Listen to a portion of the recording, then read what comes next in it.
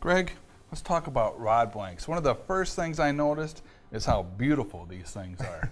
They come in a lot of sizes and shapes and colors for Yeah. sure. And you know, it's a little bit different picking out a rod blank than a finished rod in the store. Sure. And you wouldn't think it would be, but there actually isn't. It really comes down to choices, right? I mean, you talk about things you consider are the same: length, action, power.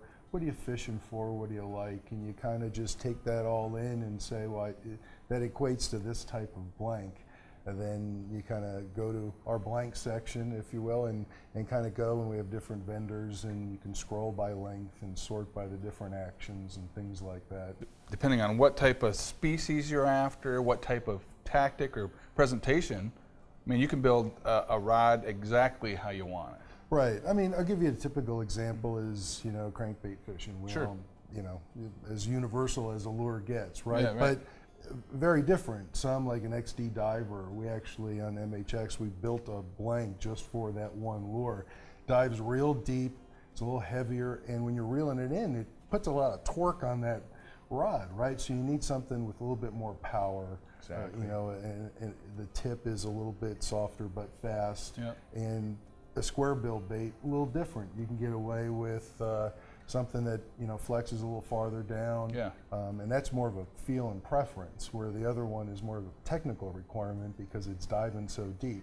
So it's not having one crankbait rod, which you can have, but how do you want to marry the rod you build, you know, for a lure or Yeah. fishery? Right. Really is the difference between custom rod building and a store-bought rod. Yeah, and you can keep it, you know, with, say, your walleye fishing or pan fishing. If you have a dead stick rod or a bottom bouncer rod or a jigging rod, I mean, and those actions you've discovered over the years, a certain action suits your liking. Boom, it's easy to dial, and there's all kinds of blanks out there. And don't be intimidated by how many blanks there are, right? Right. I mean, like any hobby, you can get as complicated or not. Yeah. With it. There are hundreds of blanks, for example, in just a bass fishing rod. Yeah. When you think about it, well, there's flipping, there's crankbait, there's worming. It runs the gamut, right? So some people take saltwater rods and use them as flipping sticks, and Yeah. vice versa. So you can kind of get caught up to, this is an inshore rod. The manufacturers really have to kind of put these rod blanks into some kind of category that makes sense. Yep. So when you go and look at them.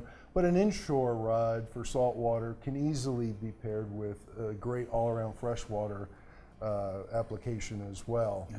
So one of the nice things about, you know, choosing a rod blank, you know, in addition to the technical options you have for it, is just the preference in colors. You know, that's one of the biggest things we hear. Is you go into a store and you look at a rod and you go, oh, that's a nice rod, I'd like it in blue, and well, they don't come in blue. Well, that's what custom rod building's all about. Pick the color you want. The same blank generally is available in different colors. So that's really the excitement of not only marrying it to the fishing technique, but you get to choose the color. And it sounds a little bit corny, I guess, but people want colors and options. Right? I don't think so at all. Like, I would make all my smallmouth rods bronze, you know, and then I can see myself making the bass rods green, and the, you know, all my, you know, you could color code your rod, and you can actually, with the thread, color code it to the technique. And guys are doing that, right? Right. I mean, some of the rod builders out there, they either do that with the blanks too, but some get hooked on a certain color, and that's just, they stay with that color. Yeah. And they use their threads to marry a, you know, green thread for a frog and rod, or like you said, bronze for a walleye rod, that type of thing. Cool. So, well, that's awesome. And the bottom line is, don't feel like you just getting your kit in the mail and then figure it out yourself. Like, you guys have an awesome website and technical support. Yeah, you can go to mudhole.com/resources, and we have all the spacing guides and how-to videos to get you started. We also have a dozen people who are rod builders picking up the phone. So just, if you don't see it online, you can give us a call and get everything you want. But it's really not as hard as a lot of people make it sound, and it's certainly not as expensive as people make it sound. So between kits and picking out the components, just contact us with any questions, and smooth sailing. Oh, nice.